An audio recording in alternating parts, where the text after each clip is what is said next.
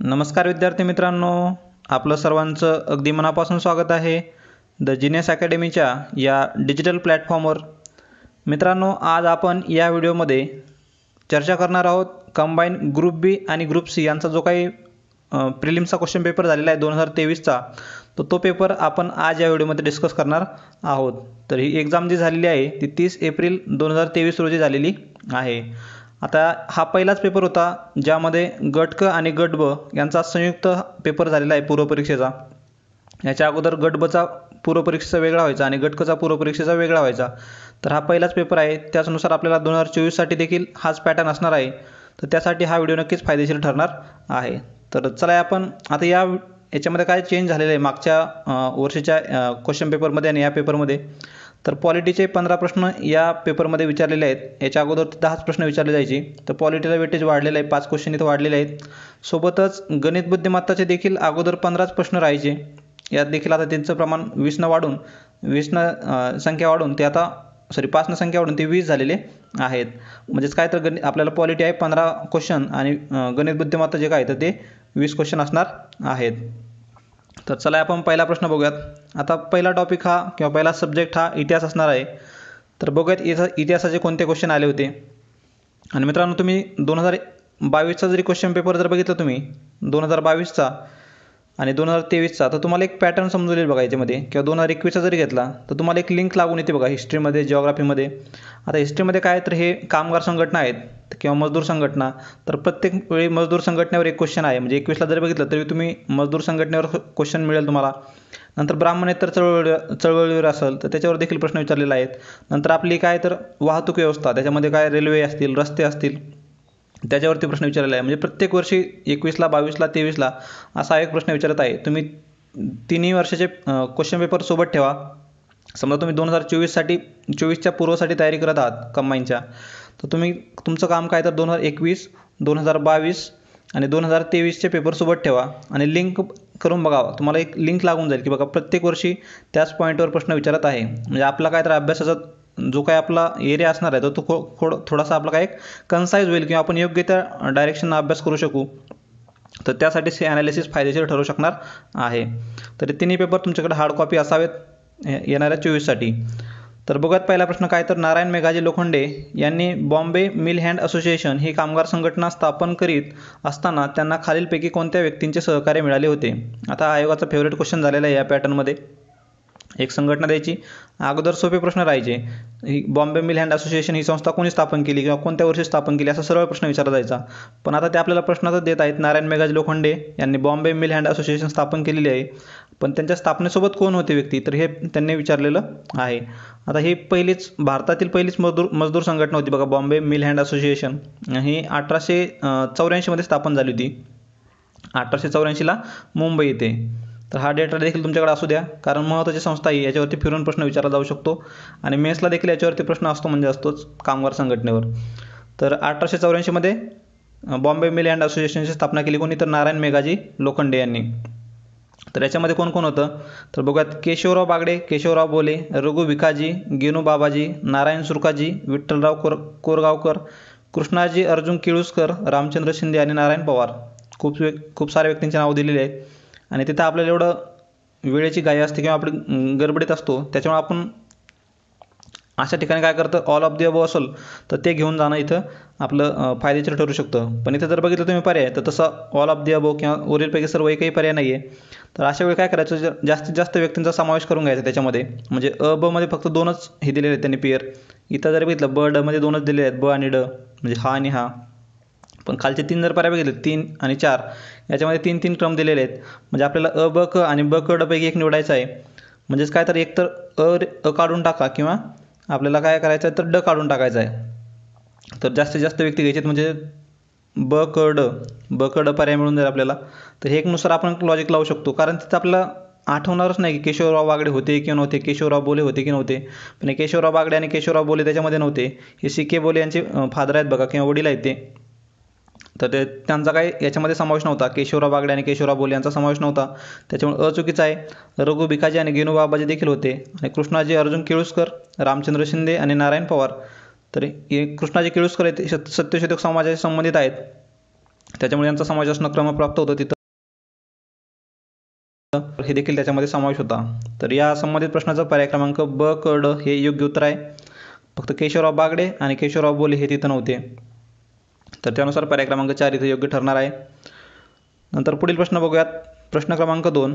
इसवी सन 1857च्या उठावात शिंदे व निजाम यांनी भाग घेतला असता तर उठाव यशस्वी झाला असता, असे डॅश डॅश हा गव्हर्नर जनरल म्हणलाय. तर 1857मध्ये कोणता गव्हर्नर जनरल होता मग? तर तो सुद्धा आपला लॉर्ड कॅनिंग होता.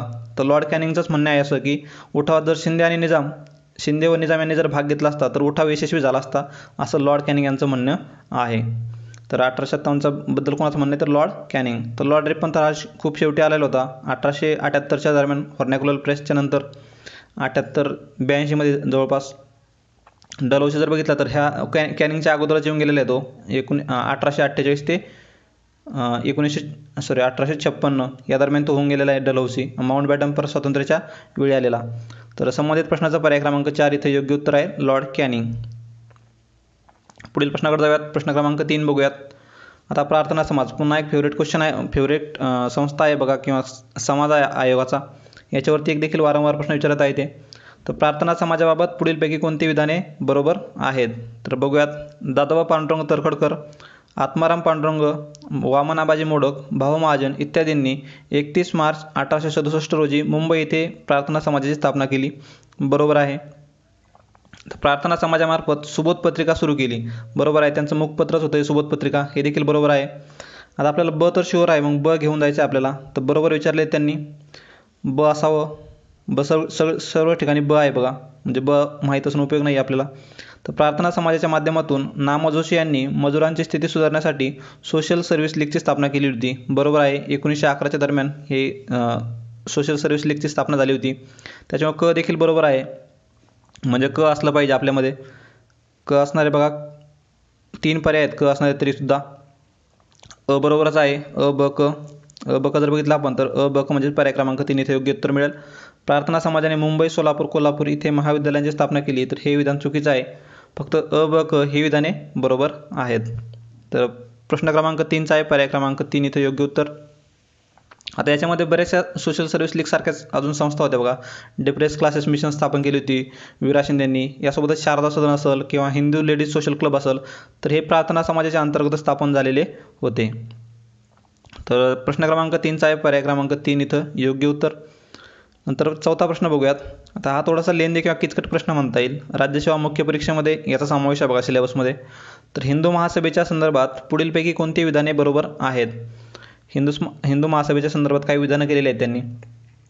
तर 1915ला स्थापना झालेली ही माहिती आहे सर्वांनाच. तर हिंदू महासभा 1915ला स्थापन झालेली आणि RSS याच्यामधूनच पुन्हा विलगीकरण झाल्यानंतर काही व्यक्तींचं, तर हेडगेवार वगैरे यांचं, तर ते RSSची 1925ला स्थापना केलेली RSSची. तर 9 एप्रिल 1915 रोजी हरिद्वार येथे काशिम बाजारचे महाराज सर महिचंद्र नंदी यांनी हिंदू महासभेची स्थापना केल्याचे घोषित केले. बरोबर आहे विधान. नंतर हिंदू महासभेचे अध्यक्ष बासी मुंजे हे होते, हे देखील बरोबर आहे. डॉक्टर मुंजे, डॉक्टर हेडगेवार, डॉक्टर परांजपे यांनी नागपूरला 11 नोव्हेंबर 1923 रोजी हिंदू महासभेची शाखा सुरू केली होती, हे देखील बरोबर आहे. आणि 4थं विधान आहे बघा. 28, 29, 30 डिसेंबर 1938मध्ये हिंदू महासभेचे भव्य अधिवेशन पुणे येथे पार पडले. आता आपल्याला या ठिकाणी जर माहीत नसेल तर आपण वरीलपैकी सर्व घेऊन जाणार आहोत, पण संबंधित प्रश्नाचं उत्तर जर बघितलं आपण तर अ ब क हेच आहे, म्हणजे पर्याय क्रमांक 1. हे 4थं विधान जे आहे तर हे चुकीचं आहे, पण आपण तिथं पर्याय करणारं आपण जर गेलो असतो तर अशा ठिकाणी आपण काय तर हॉलिस्टिक अप्रोच ठेवायचा आहे. जास्तीत जास्त बरोबर घेऊन जायचे आहेत वरीलपैकी सर्व. इथं चुकणार आहे, पण इतर ठिकाणी आपली ही चूक भरून निघणार आहे.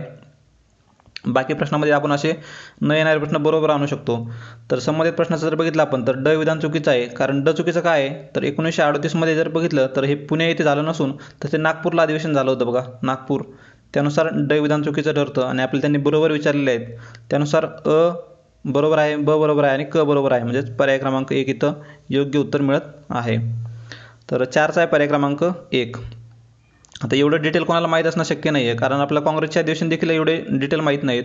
तर हे हिंदू महासभेचा 1938ला कुठं अधिवेशन झालं होतं हे तर आपण थोडंसं माहीत नसणारच आहे. त्यानुसार पर्याय क्रमांक 1 इथं योग्य आहे. नंतर पुढील प्रश्न बघूयात. 5वा प्रश्न.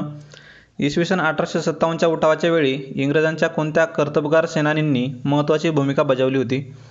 आता 1857ला काही आपले जे काही सैनिक होते तर त्यांच्या विरोधात काही ब्रिटिश जे लढले होते तर त्यांची नावं दिलेली त्यांनी. नील होता त्याच्यामध्ये आणि हॅवलॉक देखील होता, ही माहिती आपल्याला. नंतर कॅम्पबेल आणि सर ह्युमरोज हा आपल्या राणी लक्ष्मीबाई यांच्या विरोधात लढलेला. नंतर कॅम्पबेल आय थिंक तो पेशव्यांच्या विरोधात लढलेला बघा, तो नानासाहेबांच्या विरोधात कॅम्पबेल. आणि ह्यूज रोज काय तर लक्ष्मीबाईंच्या विरोधात. आता हे विल्यम डिग्बी आणि कॉलिन क्लार्क हे त्यावेळी नव्हतेच. हे खरं तर हे नाहीतच आहे, आपले इकॉनॉमिस्ट आहेत खरं तर अर्थाने. तर त्यामुळे ड विधान चुकीचं आहे. अ बरोबर आहे आणि क बरोबर आहे. म्हणजे अ आणि क असणारे बघा कुठले आहेत? अ आणि क पर्याय क्रमांक 3 मध्ये मिळतात आपल्याला. बला देखील घेऊन जावं लागणार आहे. आउट्रम आणि लॉरेन्स बंधू हे देखील त्याच्यामध्ये होते. अ ब क हे पर्याय इथं योग्य ठरणार आहेत. आता याच्यामध्ये अजून वेगळा प्रश्न विचारला जातो बघा, की नील कोणाच्या विरोधात लढला होता, हॅवलॉक कोणाच्या विरोधात होता. तर हे देखील तुम्ही बघून ठेवणं गरजेचं आहे. नेक्स्ट टाइम तसा क्वेश्चन विचारला जाऊ शकतो. नंतर 6वा प्रश्न बघूयात. इसवी सन 1875मधील शेतकऱ्यांचे उठाव कोणत्या भागामध्ये झाले होते? तर हा देखील प्रत्येक वर्षी प्रश्न आहे बघा याच्यावरती. शेतकऱ्यांचे उठाव आणि कुठून सुरुवात झाली, कोणत्या गावातून झाली? तर ती कर्दे गावातून झाली. हे 11वी स्टेट बोर्डच्या पुस्तकातला प्रश्न आहे बघा. ॲज इट इज हे तुम्हाला तिथं उदाहरणं दिसून येतील. तर अगोदर त्यांनी काय विचारलं होतं, कोणत्या ह्याच्यात उठाव झाले? तर ते अगोदरच्या 21ला काय उत्तर दिलं होतं त्यांनी? तर पुणे आणि सुपे इथे ते उठाव झाले होते, सुपे आणि पुणे. नंतर कोणत्या गावातून सुरुवात झाली असं विचारलं त्यांनी थोडा ॲडव्हान्समध्ये जाऊन. तर ती कर्दे गावापासून सुरुवात झाली. आणि आता काय त्यांनी तर शेतकऱ्यांचे उठाव कोणत्या भागामध्ये झाले असं विचारलं आहे त्यांनी. त्याच्या पुढचा क्वेश्चन कसा असणार आहे, तर शेतकऱ्यांचा उठावाचा शेवट कुठं झाला? तर ते देखील तुम्ही बघून ठेवा किंवा खाली कमेंट बॉक्समध्ये कमेंट करा. स्टेट बोर्डमध्ये ॲज इट इज लाईन दिलेली आहे ती, शेतकऱ्यांचा उठाव कुठं एंड झालेला आहे किंवा शेवट झालेला आहे त्याचा. तर ते खाली कमेंट करा तुम्ही. तर याच्यामध्ये बघूयात आपण सध्या भिमडी, शिरूर, पारनेर नगर, भिमडी, शिरूर, पारनेर नगर. नंतर इंदापूर, हवेली, बागलाण, सातारा हे देखील त्याच्यामध्ये दिलेले, दोन्ही दिलेले आहेत. फक्त तासगावचे हे नाव दिलेले नाही त्याच्यामध्ये. ते बघू शकता तुम्ही. श्रीगोंदा आणि सोलापूर आणि रत्नागिरी. म्हणजेच अ ब ड हे पर्याय इथं योग्य आहे. 6व्याचा आहे पर्याय क्रमांक 3. तर पुढील प्रश्नाकडे जाऊयात. 7वा प्रश्न बघूयात. क्रांतिकारक सेनापती बापट यांनी खालीलपैकी कोणत्या चळवळी किंवा आंदोलनामध्ये भाग घेतला होता? इथं काय आपल्याला प्रत्येक चळवळीमध्ये भाग माहीत असेलच असं नाही आहे. त्याच्या हॉलिस्टिक अप्रोच ठेवायचा आहे. वरीलपैकी सर्व बरोबर. तरी बघूयात एकदा. गोवा मुक्ती संग्रामामध्ये होते. संयुक्त महाराष्ट्र चळवळीमध्ये देखील होते. महाराष्ट्र मैसूर सीमा आंदोलन याच्यामध्ये देखील त्यांनी दिलेलं आहे. किंवा आपले कोणतं बुक आहे ते कठारे सरांचं जर बुक बघितलं आपण तर त्याच्यामध्ये देखील हे 3 याचा समावेश दिलेला आहे चळवळींचा. हैदराबाद मुक्ती संग्रामाचा तिथं उल्लेख नाही आहे, पण आपल्याला अ क ड असा पर्याय जर अवेलेबल नसेल तर त्यानुसार आपल्याला ब देखील घेऊन जायचा आहे. तर अशा ठिकाणी काय, तर वरीलपैकी सर्व बरोबर आहेत. या सर्वच चळवळीमध्ये सेनापती बापटांचा समावेश होता. नंतर 8वा प्रश्न बघूयात. इसवी सन 1919मध्ये ब्रिटिश सरकारने घटनात्मक सुधारणा दिल्या. आता 1919मध्ये ज्या काही घटनात्मक सुधारणा झाल्या किंवा 1919चा आपला गव्हर्नमेंट ऑफ इंडिया ॲक्ट जो आला, भारत सरकार कायदा, तर तो कशामुळे आला किंवा त्या सुधारणा कशामुळे झाल्या? तर खाली काही त्यांनी उदाहरणं दिलेली त्याची.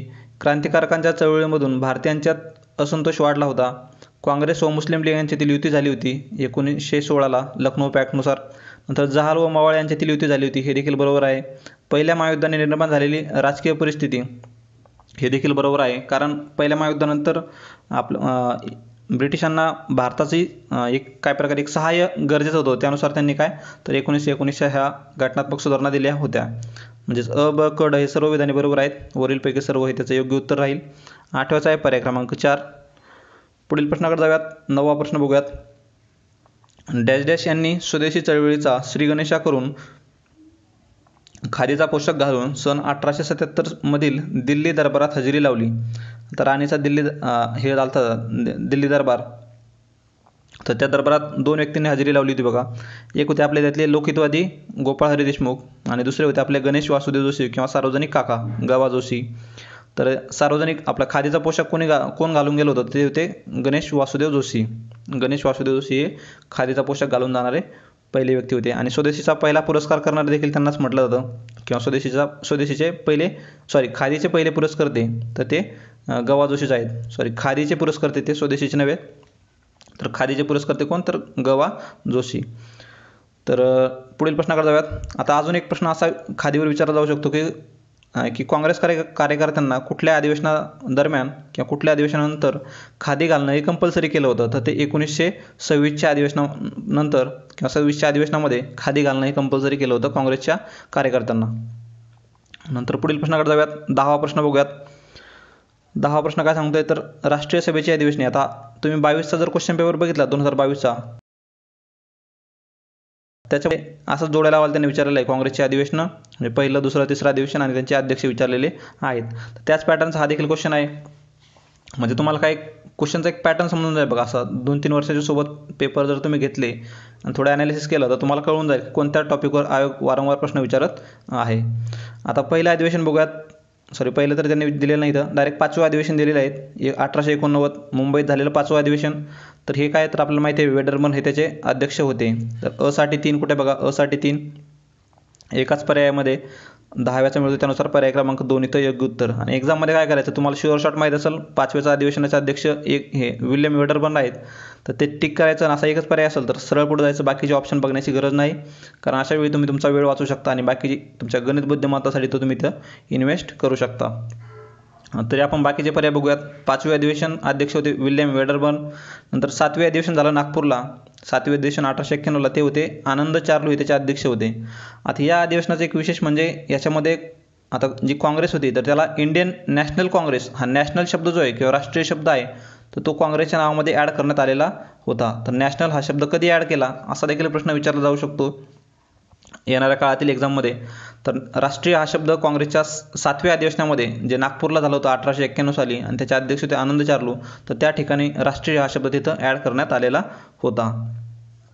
तर बसाठी 1 हवा आहे आपल्याला, बसाठी 1. नंतर 11वे अधिवेशन पुणे येथे झालं होतं बघा. 11वे अधिवेशन पुणे, त्याचे अध्यक्ष होते सुरेंद्रनाथ बॅनर्जी. ते पुण्याचा आहे त्याच्यामुळे माहीत असावं सुरेंद्रनाथ बॅनर्जी. आणि 1897चं 13वे अधिवेशन झालं अमरावतीमध्ये, त्याचे अध्यक्ष होते शंकरन नायर. तर ड साठी आपल्याला 2 हवा आहे, म्हणजेच पर्याय क्रमांक 2 आपला इथं योग्य आहे. तर असे थोडेसे महत्त्वाचे जे काही अधिवेशनं आहेत किंवा त्याच्यामध्ये काहीतरी विशेष घटना झालेल्या आहेत ते देखील तुम्ही एकदा बघून ठेवणं गरजेचं आहे.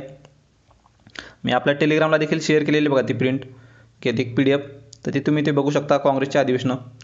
नंतर भारतात धवल क्रांतीला सुरुवात डॅश डॅश सालापासून करण्यात आली. आता इतिहासाचे प्रश्न संपलेले आहेत इथं. आता जिओग्राफी सुरू होत आहे. तर भारतात धवल क्रांतीला सुरुवात कधी झाली तर ती खऱ्या अर्थानं 1970 असा पर्याय असणं गरजेचं होतं.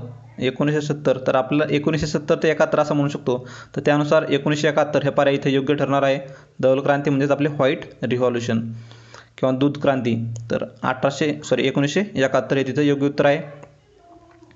आणि असंच तुम्हाला ग्रीन रिव्हॉल्युशन देखील विचारले जाऊ शकते. आता ही रिव्हॉल्युशनवर प्रश्न विचारला जाऊ शकतो. तर मागच्या 2022च्या पेपरमध्ये जर बघितलं तर एक ब्ल्यू रिव्हॉल्युशन संबंधित एक प्रश्न विचारलेला बघा त्यांनी. तर ब्ल्यू रिव्हॉल्युशन आता व्हाईट रिव्हॉल्युशन झाली. नेक्स्ट काळात येणाऱ्या याच्यामध्ये काय यातला व्हाईट आपल्याला ग्रीन रिव्हॉल्युशन विचारली जाऊ शकते. तर ती 1965च्या दरम्यान झालेली आहे. तर या संबंधित प्रश्नाचा पर्याय क्रमांक 1 इथं योग्य उत्तर आहे. नंतर 12वा प्रश्न बघूयात. महाराष्ट्राच्या दख्खन पठारावर ग्रामीण भागामध्ये घर बांधण्यासाठी या स्थानिक दगडाचा वापर केला जातो. आता स्थानिक दगड आहे, दख्खनचा पठार दिलेला आहे, म्हणजे आपल्याला काय आठवणार आहे तिथं बेसाल्ट खडक किंवा बेसाल्टचा दगड, बेसाल्ट रॉक. त्यानुसार पर्याय क्रमांक 4 इथं योग्य उत्तर आहे. यांचं प्रमाण खूप कमी आहे. संगमरवर, ग्रॅनाईट, जांबा दगड आपल्या कोकणामध्ये म्हणू शकतो आपण याला. पण हा पठारावर जर बघितला आपण तर मोठ्या प्रमाणात बेसाल्टचा दगड किंवा बेसाल्ट रॉक आढळून येतात. तर 12व्याचा आहे पर्याय क्रमांक 4 इथं योग्य उत्तर. 13वा प्रश्न बघूयात. आता लोकसंख्येची घनता आणि कोणत्या राज्याची किती घनता आहे असं त्यांनी दिलेलं आहे. आता सर्वांनाच माहीत असेल बिहारची सर्वाधिक घनता आहे तर ती आहे 1106 प्रत्येक चौरस किलोमीटरमध्ये किती, तर प्रत्येक चौरस किलोमीटरमध्ये किती 1106 व्यक्ती राहतात तिथं. त्यानुसार डी साठी 4 बघा, डी साठी 4, तिन्ही पर्यायामध्ये डी साठी 4 आहे. याच्यानंतर जर बघितलं आपण तर हरियाणाचा क्रमांक लागेल बघा, हरियाणा. कारण इथं काय तर तो गुरुग्रामचा एरिया जो होतो दिल्लीसोबत जोडलेला आहे, त्याच्यामुळे बऱ्यापैकी तिथं देखील घनतेचं प्रमाण आहे. तर हरियाणासाठी 573. नंतर हिमाचल प्रदेश आणि झारखंडमध्ये जर बघितलं तर हिमाचल प्रदेश सर्वाधिक कमी असणार आहे, कारण इथं काय तर हिली एरियाज आहे किंवा डोंगराळ भाग आहे. तर 1, 2, 3.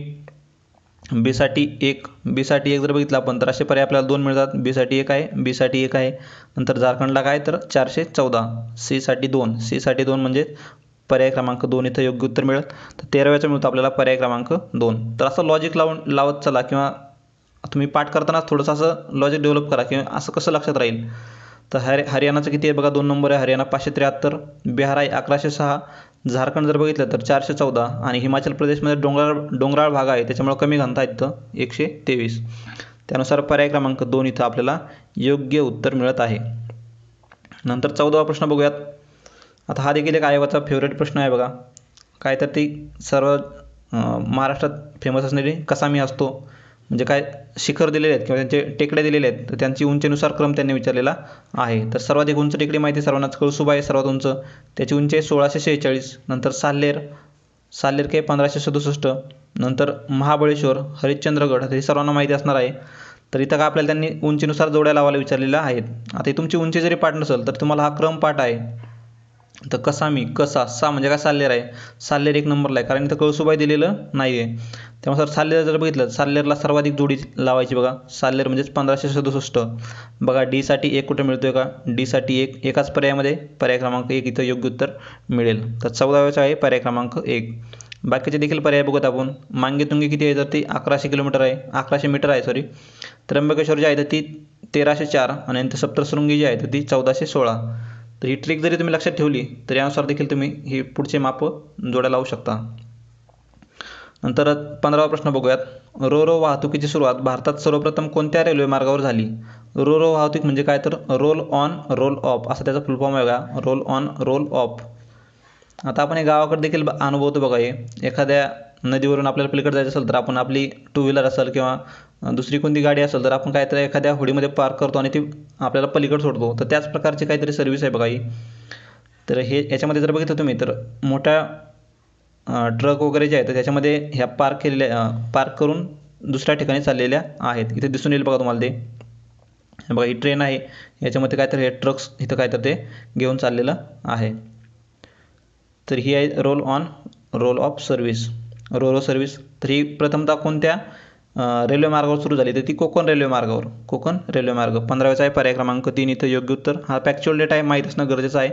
पण हा आता रेल्वे मार्गावर विचारला आहे तर तुम्ही 2100 2200 जरी प्रश्न बघितले तुम्हाला तिथं रेल्वेवर प्रश्न विचारलेले आहेत. तर येणाऱ्या काळातील रेल्वेवर कशा प्रकारे प्रश्न विचारले जाऊ शकतात ते थोडंसं डिटेल करून ठेवा. तर 16वा प्रश्न बघूयात. आता इथं काही पर्यटन स्थळं आणि काही राज्य दिलेली आहे त्यांची.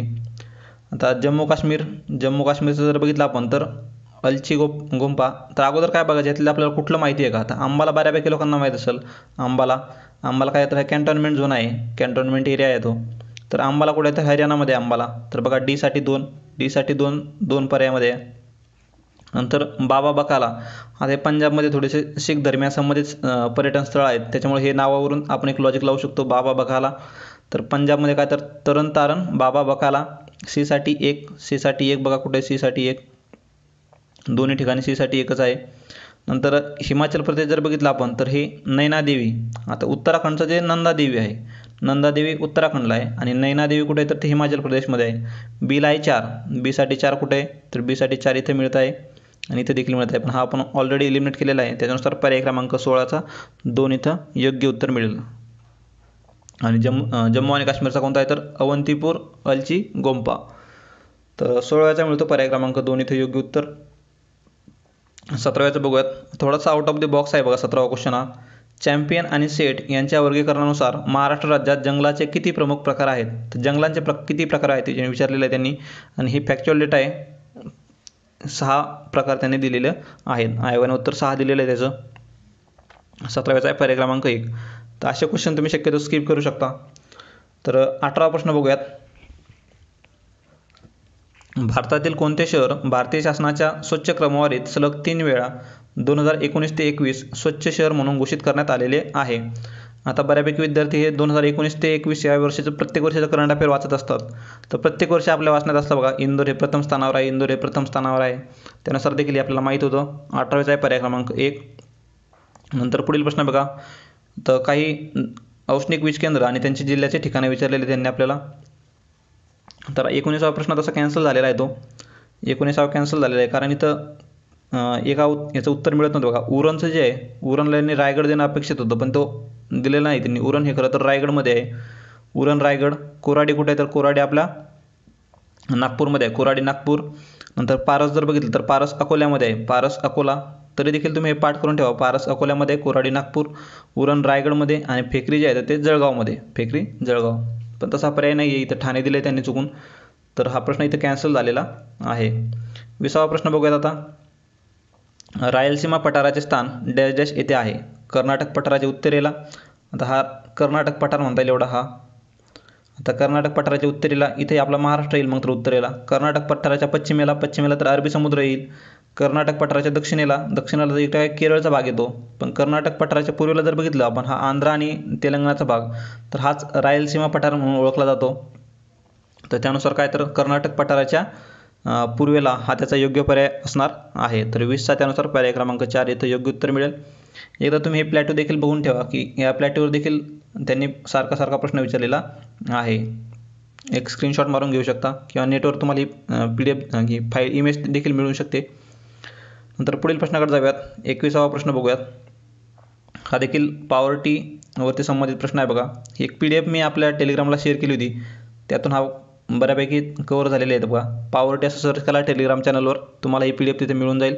ह्या जे काय दारिद्र्यासंबंधित संपूर्ण समिती आहेत किंवा त्यांनी कोणतं रिकमेंडेशन दिलेलं आहे किंवा किती क्रायटेरिया ठेवला होता, ते सर्व त्या PDF मध्ये इन्क्लूड केलेलं आहे. तर 2011-12 या वर्षासाठी नियोजन आयोगाने दारिद्र्य रेषा निश्चित केली होती. तर ती किती केली होती तर ती तेंडुलकर प्रति महिना ग्रामीण भागासाठी 816 रुपये व शहरी भागासाठी 1000 रुपये एवढं त्यांनी निश्चित केलेलं होतं. आता हे 49 आणि 56 जे आहे, तर हे 49 आणि 56 तर हे कधी केलं होतं, ते अलग समितीनुसार केलं होतं. 1979ला अलग समितीनुसार केलेलं होतं आणि 47 ते 32 हे रंगराजन समितीनुसार केलेलं होतं. तर संबंधित प्रश्नाचा पर्याय क्रमांक 1 इथे योग्य उत्तर आहे. पुढील प्रश्नाकडे जाऊयात. आता विशेष प्रदेश 22वा प्रश्न आहे बघा. विशेष प्रदेश विकास कार्यक्रम यासाठी तयार करण्यात आला. तर विशेष प्रदेश विकास आहे, विशेष प्रदेश आहे तो, म्हणजेच काहीतरी विशेष असणार आहे त्याच्यामध्ये. तर याच्यामध्ये काय दारिद्र्य निर्मूलन व रोजगार वाढ, तुम्ही शब्दावर जाऊ शकता बघा. स्पेशल एरिया आहे तो, स्पेशल एरियामध्ये दारिद्र्य निर्मूलन आणि रोजगार वाढ येऊ शकते का, तर हे चुकीचं आहे, कारण हे खूप जनरल स्टेटमेंट आहे किंवा जनरल फॅक्ट आहे. विशेष प्रदेशासाठी काय तर डोंगराळ व आदिवासी भागाचा विकास आणि दुष्काळग्रस्त भागाचा विकास हे 2 पॉईंट याच्यामध्ये येतात. पण ग्रामीण भागात औद्योगिकरण हे चुकीचं आहे आणि दारिद्र्य निर्मूलन हे देखील चुकीचं आहे. राज्यसेवा मुख्यचा अभ्यास करणाऱ्या बऱ्यापैकी विद्यार्थ्यांना हा पॉईंट क्लिअर असणारच आहे. तर ब आणि क हे 2 पर्याय इथं योग्य आहेत. आपल्याला काय विचारले त्यांनी तर कशासाठी तयार करण्यात आला होता, ब आणि क. पर्याय क्रमांक 22चा 3 इथं योग्य ठरणार आहे. तर हे जवळपास 4थ्या पंचवार्षिक योजनेमध्ये ही योजना सुरू केली होती बघा, विशेष प्रदेश विकास कार्यक्रम, स्पेशल एरिया डेव्हलपमेंट प्रोग्राम. तर 22चा आहे पर्याय क्रमांक 3 इथे योग्य उत्तर. नंतर 23चा बघूयात. 23वा प्रश्न बघूयात. राजकोषीय नीतीची साधने कोणती. आता हे देखील एक वारंवार विचारले जाणारे टॉपिक आहेत पब्लिक फायनान्समध्ये, सार्वजनिक वित्त. तर याच्यामध्ये काय तर राजकोषीय नीती, 2 प्रकारच्या नीती असतात. तर पॉलिसी असतात 2 प्रकारचे, एक फिस्कल पॉलिसी आणि एक मॉनिटरी पॉलिसी किंवा चलनविषयक धोरण किंवा राजकोषीय नीती, अशा 2 आहेत. आता फिस्कल पॉलिसी जी असते तर ही गव्हर्नमेंटची असते. गव्हर्नमेंट जे काय आपल्यात टॅक्सद्वारे किंवा बजेटद्वारे जे काय आपल्या इकॉनॉमीमध्ये कमी जास्त प्रमाण करत असतं पैशाचं किंवा महागाईचं, तर ती आली फिस्कल पॉलिसी. आणि जी काय RBI करत असते, RBI काय तर बँक रेटद्वारे असेल किंवा CRR SLRद्वारे जे काही रेग्युलेट करते इकॉनॉमीला, तर ती असते आपली मॉनिटरी पॉलिसी किंवा त्याला चलनविषयक धोरण देखील म्हणू शकतो. तर या फिस्कल पॉलिसीवर प्रश्न विचारलेले आहेत त्यांनी. तर हे काय करतात तर सार्वजनिक व्यय आणि सार्वजनिक कर्ज बरोबर आहे किंवा किती आपण कर्ज घेतोय देश आणि किती आपण खर्च करतोय ह्याच्यानुसार आपले काय तर राजकोषीय नीतीची साधने आहेत ती. लोकशाही आणि संघराज्यात्मक रचना, तर हे काय चुकीचं आहे, असं काही नाही. ह्या पॉलिटीचा कन्सेप्ट झाला तर करारोपण आणि अंदाजपत्रक म्हणजे टॅक्सेशन आणि बजेट हे बरोबर आहे, अ बरोबर आहे आणि क बरोबर आहे. संसद आणि प्रशासन काहीच नाही, नॉनसेन्स ऑप्शन आहे ते, ब आणि ड. त्यानुसार ब आणि ड चुकीचे आहेत, अ आणि क बरोबर आहेत. अ आणि क बरोबर म्हणजेच पर्याय क्रमांक 4. 23 आहे पर्याय क्रमांक 4 इथे योग्य उत्तर. नंतर 24वा प्रश्न बघूयात. उज्ज्वल डिस्कॉम अश्युरन्स योजना म्हणजेच उज्ज्वल डिस्कॉम अश्युरन्स योजना, तर ही कधी लॉन्च झाली होती तर ती नोव्हेंबर 2015 मध्ये सुरू झालेली बघा. आणि खूप वेळा विचारलेली आहे आयोगाने नोव्हेंबर 2015मध्ये. याचा एक आपण पूर्ण योजनांचा जुन्या योजनांचा एक पूर्ण व्हिडिओच आपण आपल्या ह्याच्यावरती अपलोड केलेला आहे बघा चॅनलवरती. तुम्ही देखील खाली लिंक दिलेली आहे त्याची, तिथून तुम्ही तो व्हिडिओ बघू शकता पूर्ण योजनांचा एकाच ठिकाणी. जवळपास 50 ते 55 योजना ते एका व्हिडिओमध्ये कव्हर झालेल्या आहेत. तर उज्ज्वल डिस्कॉम अश्युरन्स योजना ही कोणी सुरू केली, तर ही कोणी सुरू केली तर ती केंद्र सरकारने सुरू केली होती. त्यानुसार पर्याय क्रमांक 1 इथं योग्य ठरतो आपल्याला त्याचा. तर केंद्र सरकारनं सुरू केली होती उज्ज्वल डिस्कॉम योजना. तर ही योजना काय होती ते एवढी डिटेल विचारणार नाही ते. तर ही योजना काय होती, तर एक प्रकारे जे काही इलेक्ट्रिसिटी प्रोव्हाइड करणाऱ्या ज्या काही कंपन्या आहेत, तर त्या कंपन्यांना जो काही लॉस झाला किंवा कर्जबाजारी झालेले आहेत त्यांना, तर त्या कर्जबाजारीपणातून त्यांना बाहेर काढण्यासाठी ही उज्ज्वल डिस्कॉम अश्युरन्स योजना सुरू करण्यात आलेली होती. तर 24चा आहे पर्याय क्रमांक 1 इथं योग्य उत्तर. नंतर पुढील प्रश्नाकडे जाऊयात. 25वा प्रश्न. मित्रांनो, हा पेपर आयोगानेच असं थोडासा क्रॉस अपलोड केलेला आहे त्यांच्या साईटवर, त्यानुसार आपण तिथूनच घेतलेला आहे तो. तर थोडंसं ॲडजस्ट करा एवढं. तर 25वा प्रश्न बघूयात. ऑगस्ट 1991मध्ये भारतातील कर सुधारणा शिफारशीसाठी खालीलपैकी कोणती समिती नियुक्त करण्यात आली होती. आता STI मेन्सला तर हा प्रश्न विचारून त्यांनी फार त्याचा भुगा करून टाकला आहे. तर ऑगस्ट 1991मध्ये कोणती, तर राजा चलैया ही समिती स्थापन करण्यात आलेली होती. डॉक्टर राजा चलैया, याला काय प्रत्यक्ष अप्रत्यक्ष कर समिती असं देखील म्हटलं जातं, डॉक्टर राजा चलैया. आता बाकी इतर समित्या कोणत्या आहेत त्या, आता ही 91ची काय विचारली, कारण ह्यावेळी आपल्याकडे काय तर एक प्रकारे आर्थिक संकट आलेलं होतं, त्यानुसार त्यांनी विचारलेली आहे. अशाच या व्यतिरिक्त काय समिती आहेत त्या देखील तुम्ही इथं बघून घेऊ शकता. आपल्या टेलिग्राम चॅनलवर देखील हे शेअर केलेले बघा इमेज. तर जॉन मथाई 1952ला आलेले, जॉन मथाई 1952, निकोलसन आणि कॅल्डर आली 1956ला, वांचू आली 1970मध्ये. LK झा समिती एक महत्त्वाची आहे, LK झा समिती विचारली जाऊ शकते. LK झा समिती 1976मध्ये आली होती, यालाच अप्रत्यक्ष कर चौकशी समिती म्हटलं जातं. नंतर चोक्सी समिती आली, विशेष नाही येतात. ही राजा चलैया हे विचारले त्यांनी. राजा चलैया समिती 1991ला आलेली, प्रत्यक्ष आणि अप्रत्यक्ष कर सुधारणा समिती आहे ही. नंतरच KL रेखी समिती बघा 1992ला, केळकर समिती 2002ला, ही देखील विचारली जाते वारंवार. नंतर कर प्रशासन व सुधारणा आयोग, तर ही कधी आली होती, तर 2013मध्ये. पार्थ सारथी शोमे त्याचे अध्यक्ष होते. तर ह्या काही महत्त्वाच्या समित्या आहेत, तुम्ही इथं नोट करून घेऊ शकता या. तर पुढील प्रश्नाकडे जाऊयात आता. 26वा प्रश्न बघूयात. आता हा थोडासा लेंदी म्हणता येईल किंवा एक तुक्का मारण्याचा प्रश्न आहे बघा. 26वा प्रश्न. 2011-12मध्ये एकूण श्रमशक्तीमध्ये स्वयंरोजगार, नियमित रोजगार आणि प्रासंगिक रोजगार यांचा काय हिस्सा होता. स्वयंरोजगार, नियमित रोजगार आणि प्रासंगिक रोजगार. आता नियमित रोजगार म्हणजे परमनंट एम्प्लॉयमेंट जर बघितलं आपण तर थोडंसं कमी प्रमाण असणार आहे त्याचं आपल्या इकॉनॉमीमध्ये. तर ते 52% तर नक्कीच नसणार आहे, त्यामुळं 2 काढू शकतो. आणि यापैकी नाही असं पर्याय शक्यतो नसतातच त्याचे उत्तर. तर आपल्याला 1 आणि 3 मध्ये मारायचं आहे बघा. तर इथं तुम्ही रिस्क घेऊ शकता, 1 आणि 3 मध्ये मारू शकता. तरी देखील आपण लॉजिक जर लावलं, आता हे प्रासंगिक रोजगार तर हे कमीच असणार आहे, पण स्वयंरोजगार जे आहेत हे प्रमाण जास्त आहे इथं थोडंसं. तर त्यानुसार 26चा पर्याय क्रमांक 1 इथं योग्य उत्तर मिळत आहे. 26 आहे पर्याय क्रमांक 1. तर हे प्रश्न थोडेसे काय सोडून देण्यासारखे म्हणता येईल, किंवा काही लॉजिक लागत असेल तुमचं असं नियमित रोजगारासारखे कमी प्रमाणासारखे, तर तिथं लावू शकता. तर 26चा आहे पर्याय क्रमांक 1. नंतर 27वा प्रश्न बघा. खाद्यतेलावरील राष्ट्रीय मिशन तेल पाम, राष्ट्रीय मिशन तेल पाम ही कधी सुरू करण्यात आली होती, तर ऑगस्ट 2021मध्ये. तर करंटमधला प्रश्न आहे बघा एक प्रकारे. राष्ट्रीय मिशन तेल पाम ऑगस्ट 2021मध्ये. तर 27चा आहे पर्याय क्रमांक 4 इथे योग्य उत्तर. नंतर पीक विविधीकरण कार्यक्रम 2013-14 पासून डॅश डॅशची उपयोजना म्हणून राबवण्यात आला. तर पीक विविधीकरण म्हणजे काय, क्रॉप डायव्हर्सिफिकेशन प्रोग्राम कधीपासून कोणत्या योजनेअंतर्गत सुरू करण्यात आला होता तो, तर आपली RKVY राष्ट्रीय कृषी विकास योजना पर्याय क्रमांक 2, म्हणजेच राष्ट्रीय कृषी विकास योजना. 28 आहे पर्याय क्रमांक 2. आता ही राष्ट्रीय कृषी विकास योजना 2007 साली सुरू करण्यात आली होती बघा. आणि एक काहीतरी अम्ब्रेला स्कीम होती, याच्या अंतर्गत कृषीचा आपल्याला वृद्धी दर जो होता तो 4% साध्य करणं अपेक्षित होतं, किंवा आपला तो एक्सपेक्टेड होता. तर त्यासाठीची राष्ट्रीय कृषी विकास योजना सुरू करण्यात आलेली होती. यासोबतच आपण ऑपरेशन ग्रीन जर बघितलं तर 2016 रोजी ऑपरेशन ग्रीन सुरू करण्यात आलेली आहे बघा. ऑपरेशन ग्रीन म्हणजेच काय, जे आपले पेरिसेबल ॲग्रिकल्चरल प्रोडक्ट जे आहेत, कमोडिटीज जे आहेत, त्यांच्याच एक प्रकारे स्टोरेज म्हणता येईल त्यांना, कधी त्यांचं एक नासाडी होऊ नये मालाची, त्यासाठी ऑपरेशन ग्रीन हे सुरू करण्यात आलेलं होतं. आता 1 डिस्ट्रिक्ट 1 प्रोडक्ट हा जर बघितला आपण, तर प्रत्येक जिल्ह्यासाठी एक एक प्रकारचं एक त्याची काही खासियत असली अशी आपण तयार करायची आहे. एक जिल्हा एक उत्पादन अंतर्गत. नंतर भारतीय प्राकृतिक कृषी पद्धती योजना, तर ही 2019-20 मध्ये सुरू करण्यात आलेली होती. आता ही प्राकृतिक कृषी म्हणजेच काय, तर ही आपले जे काही ट्रॅडिशनल ॲग्रिकल्चर आहे तर त्याच्यावरती फोकस करत आहे. तर संबंधित प्रश्नाचं जर बघितलं आपण तर राष्ट्रीय कृषी विकास योजना ही योग्य उत्तर आहे. तर 28चा आहे पर्याय क्रमांक 2. 29वा प्रश्न बघूयात. 2021-22 दरम्यान M3 मध्ये डॅश डॅश समाविष्ट आहे. आता M3 मध्ये काय समाविष्ट असणार आहे. आता जे काय नवीन M1 M2 M3 आलेले आहेत त्याच्यामध्ये काय तर हे पोस्टासाठी वेगळे आयाम तयार करण्यात आलेले बघा. L1 L2 सारखे आयाम पोस्ट ऑफिससाठी तयार करण्यात आलेले आहेत. त्याच्यामुळे M मध्ये ते येणार नाहीत M1 M2 मध्ये. त्यानुसार अ आणि ब आपण काढू शकतो आणि अ आणि ब जर काढला आपण तर एकच पर्याय आपल्याकडे शिल्लक राहतो क आणि ड. अगोदर काय M4 देखील होता. M4 M1 M2 M3 M4. तर M4 हा इथला काढलेला आहे आणि त्याच्यासाठी काय तर Lची सिरीज सुरू करण्यात आलेली आहे. तुम्ही हे डिटेलमध्ये इकॉनॉमिक्समध्ये अभ्यासलं असणार आहे. तर याच्यामध्ये काय आहे तर बघा अजून एक क्वेश्चन विचारला जातो यांची काय तर ती पत निर्मिती कशी आहे बघा. म्हणजे मनी किती प्रकारे तुम्ही ते तयार करू शकता पैसे, पत निर्मिती म्हणता येईल त्याला. ते पत निर्मिती कशी असते तर M3 ची सर्वाधिक असते, त्यानंतर M2 आणि त्यानंतर असतो M1. तर हे एक विचारला जाणारा पॉईंट आहे किंवा क्वेश्चन आहे. नंतर पुढील प्रश्नाकडे जाऊयात. हा संबंधित प्रश्नाचं 29 आहे पर्याय क्रमांक 2.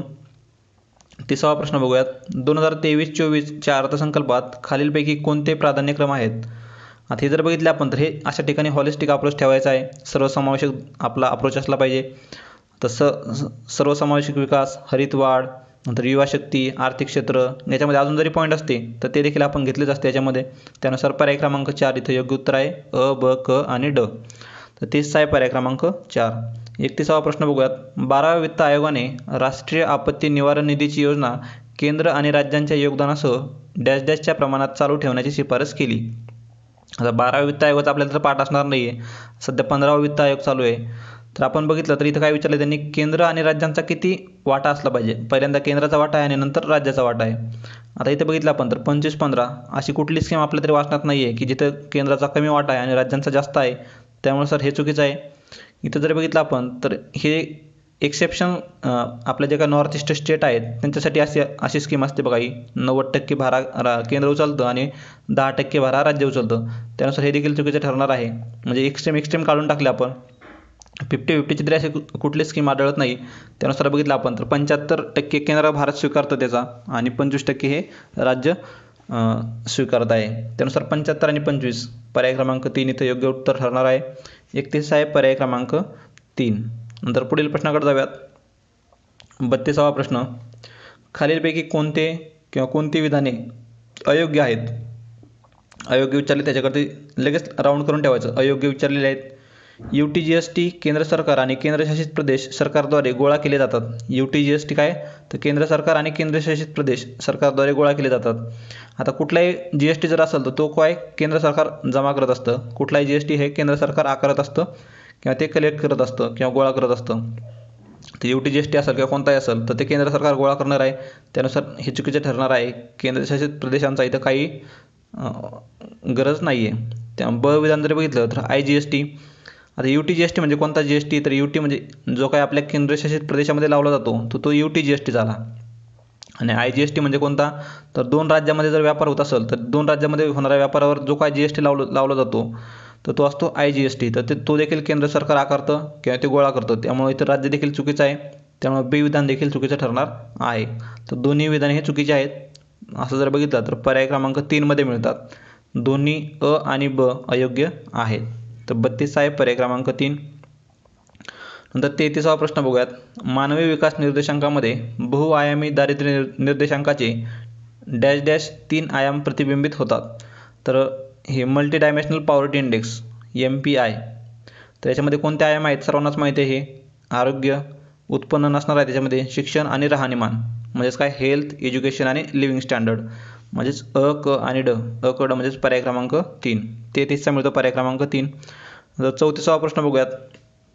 सप्टेंबर 2001 मध्ये जवाहर ग्राम समृद्धी योजना आणि रोजगार शाश्वती योजना या योजनेत एकत्रित करण्यात आल्या. तर कोणत्या योजनेत एकत्रित करण्यात आल्या होत्या तर जवाहर ग्राम समृद्धी योजना आणि रोजगार शाश्वती योजना ही आय थिंक 98ला सुरुवात झालेली बघायची, 98 की 96, आणि याची 93ला सुरुवात झालेली. तर ह्याच्यामध्ये 2001मध्ये कशामध्ये विलिनीकरण झालेलं आहे यांचं, तर ते झालं होतं आपल्या संपूर्ण ग्रामीण रोजगार योजना, संपूर्ण ग्रामीण रोजगार योजना SGRY. याच्यानंतरच ह्याचं मॉडिफिकेशन होऊन पुन्हा मनरेगा तयार झालेली आहे 2005-06ला. तर आपण याचं थोडंसं हिस्ट्री जर बघितलं आपण, तर या चार्टमध्ये तुम्हाला दिसून येईल बघा तो कसं कसं त्याचं इव्हॉल्युशन झालेलं आहे मनरेगाचं. अगोदर बघा ह्या NREP, नंतर EGP होत्या. इथं बघितलं आपल्याला प्रश्न विचारला त्यांनी संपूर्ण ग्रामीण रोजगार योजना, तर ही होती बघा संपूर्ण ग्रामीण रोजगार योजना 2001ला सुरू झालेली आहे त्या. आणि ते कोणत्या, तर 1993ची ही स्कीम आणि 1999ची जवाहर ग्राम समृद्धी योजना, 99ची आहे ती आणि 93ची आहे. तर या दोन्हींचं मर्जिंग झालेलं आहे, त्यांनी मर्जिंग झालं आणि ही संपूर्ण ग्रामीण रोजगार योजना तयार झाली. आणि याचंच पुढं काय विलिनीकरण झालं ह्या NFWPमध्ये, आणि बाकीच्या काही योजना होत्या बघा, तर त्यासोबत विलिनीकरण होऊन मनरेगा तयार झाली 1 एप्रिल 2008 रोजी. ह्याचं विलिनीकरण झालेलं आहे 2008ची मनरेगा. तर हे देखील तुम्ही लक्षात ठेवणं गरजेचं आहे. ही इमेज आपल्या टेलिग्राम चॅनलवर अवेलेबल आहे, तिथून तुम्ही ते बघू शकता. तिथं फक्त मनरेगा असं मराठी टाईप करा, तुम्हाला ती PDF मिळून जाईल ही. नंतर आहे ह्याचं योग्य उत्तर काय असणार आहे, तर मग संपूर्ण ग्रामीण रोजगार योजना. पुढील प्रश्नाकडे जाऊयात, 35वा प्रश्न. तर वित्तीय, तर FRBM ॲक्ट आहे हा, एवढं नाव वाचण्यापेक्षा. तर FRBM ॲक्ट 2003 असे नमूद करतो की, तर FRBM म्हणजेच काय आलं की आपल्याला 2009 साल आठवलं पाहिजे. 2009 म्हणजेच काय, तर तोपर्यंत आपल्याला जे दिलेले टार्गेट होते तर ते अचीव करायचे होते. तर वित्तीय जबाबदारी आणि अंदाजपत्रक व्यवस्थापन कायदा 2003 असे नमूद करतो की केंद्र सरकारने डॅश डॅशपर्यंत महसुली तूट दूर करण्यासाठी योग्य उपाययोजना करणे आवश्यक आहे. तर ते होते 2008-09 पर्यंत ती योग्य उपाययोजना करणे आवश्यक होते. तर 35चा आहे पर्याय क्रमांक 2 इथे योग्य उत्तर. आता बाकीचे तुम्ही ते बघून ठेवा. महसुली टार्गेट किती होतं आपलं, कितीने कमी करायचं होतं, प्रत्येक वर्षी किती 0.5 कमी करायचं होतं. नंतर आपलं जे फिस्कल टार्गेट होतं वित्तीय तूट, तर ते आपल्याला काय 0.3 कमी करायची होती प्रत्येक वर्षी. तर ते देखील तुम्ही बघून घेणं गरजेचं आहे इथं. नंतर 36वा प्रश्न. भारतातील पहिल्या सोन्याचे ATMचे उद्घाटन कोणत्या शहरात करण्यात आले. आता करंटचे प्रश्न सुरू झाले तिथून, हे फॅक्च्युअल प्रश्न असणार आहेत. तर पहिल्या सोन्याचे ATM कुठं झालं, तर ते हैदराबादमध्ये. 36चा आहे पर्याय क्रमांक 2, हैदराबादमध्ये सोन्याचे ATM. नंतर 37 बघितलं आपण, तर हे करंटचे क्वेश्चन रिपीट होण्याचे चान्सेस कमी आहेत, पण आपल्याला करंट अफेअर वाचायचं कसं, तर ते या प्रश्नावरून समजून येणार आहे. त्यासाठी आपण हे प्रश्न बघत आहोत. तर सोन्याचे ATM कुठं, तर हैदराबादमध्ये. असा काहीतरी विचित्र प्रकार झाला सोन्याचे ATM वगैरे, तर ते लगेच नोट करून ठेवायचं, तर हैदराबादमध्ये. नंतर पुढील प्रश्न बघूयात 37वा. खालीलपैकी कोणाला राजीव गांधी खेलरत्न पुरस्कार 2020ने सन्मानित करण्यात आले. तर दिलेला होता, पण संबंधित जर विचारलं त्यांनी क्रिकेटबद्दल विचारलेत, कारण बाकीचे ऑप्शन देखील क्रिकेट संबंधित आहेत. तर ते होते रोहित शर्मा. तर यांना देखील राजीव गांधी खेलरत्न पुरस्कार मिळालेला आहे. 37चा आहे पर्याय क्रमांक 4. नंतर 38वा प्रश्न बघूयात. 2020 मधील लॉकडाऊन दरम्यान कृषी व शेतकरी कल्याण मंत्रालयाने कृषी उत्पादनाच्या सुलभ वाहतुकीसाठी, आता कृषी उत्पादनाच्या सुलभ वाहतुकीसाठी डॅश डॅश म्हणजे कोणते मोबाईल ॲप्लिकेशन सुरू केलेले आहे. तर मोबाईल ॲप्लिकेशन विचारले त्यांनी, तर ते होतं किसान रथ हे त्याचं ॲप्लिकेशन होतं. नंतर 39वा प्रश्न बघूयात. पद्मविभूषण पुरस्काराने सन्मानित झालेल्या प्रभा अत्रे, आता हा देखील एक रिपीटेड पॅटर्न आहे बघा आयोगाचा, अगोदर देखील त्यांनी असा प्रश्न विचारलेला आहे. तर त्या प्रभा अत्रे जे होत्या, तर ते प्रभा अत्रे कोणत्या क्षेत्राशी संबंधित होत्या. तर प्रभा अत्रे त्यांचं काय, तर त्या होत्या संगीत क्षेत्राशी संबंधित, आणि त्यांचा घराणा कोणता होता, तर किराणा घराणा. तर 39च्या मध्ये त्यानुसार आपल्याला पर्याय क्रमांक 2 संगीत क्षेत्राशी संबंधित आहे प्रभा अत्रे. नंतर 40वा प्रश्न बघूयात. 2022 मध्ये आयोजित अखिल भारतीय राजभाषा परिषदेचे यजमान कोणते शहर होते. तर अखिल भारतीय राजभाषा परिषदेचे यजमान कोण होते, तर होते सुरत. आता अखिल भारतीय राजभाषा परिषदेचे काय म्हणजे ते हिंदी असणार आहे एक प्रकारे. तर चान्सेस असा मुंबई आणि पुण्यातला कमीच असणार आहे, अहमदाबाद किंवा सुरत. पण फॅक्च्युअल डेटा आहे हा माहीत असणं गरजेचं आहे तुम्हाला. तर 40चा आहे पर्याय क्रमांक 1. अखिल भारतीय राजभाषा परिषदेचे यजमानपद कोणाकडे होतं, तर सुरतकडे होतं 2022 मध्ये. नंतर 41वा प्रश्न बघूयात. विस्डेनने 21व्या शतकातील भारताचा सर्वात मौल्यवान कसोटी खेळाडू भारताचा तर कोणाला निवडलेलं आहे. तर ते होते सर रवींद्र जडेजा. पर्याय क्रमांक 3 इथे योग्य उत्तर आहे. इथं आपल्याला जर माहीत असेल तर आपण 90% चान्सेस आहेत चुकण्याचे, कारण आपण इथं थोडंसं यांचा विचार करणं थोडंसं आपण जाऊ शकत नाही तिथपर्यंत, पण ते रवींद्र जडेजा हे त्याचं योग्य उत्तर आहे. नंतर 42वा प्रश्न बघितला आपण, तर कोणती संस्था annual status of education report असर हा रिपोर्ट प्रसिद्ध करते? तर दरवर्षी आपल्या वाचनातलं असतं बघा हे प्रथम ही संस्था आहे. तर ती हा annual status of education report या शिक्षणासंबंधीचा रिपोर्ट प्रसारित करत असते. तर ते आहे प्रथम संस्था.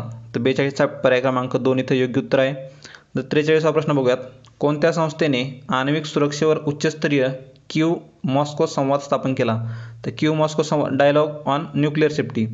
आता हे जरी आपल्या वाचनातलं नसेल तर खाली पर्याय जर बघितला आपण तर युनिसेफ, IMF, UNSC ते सर्व UNचे काहीतरी एक प्रकारे ऑर्गन्स आहेत.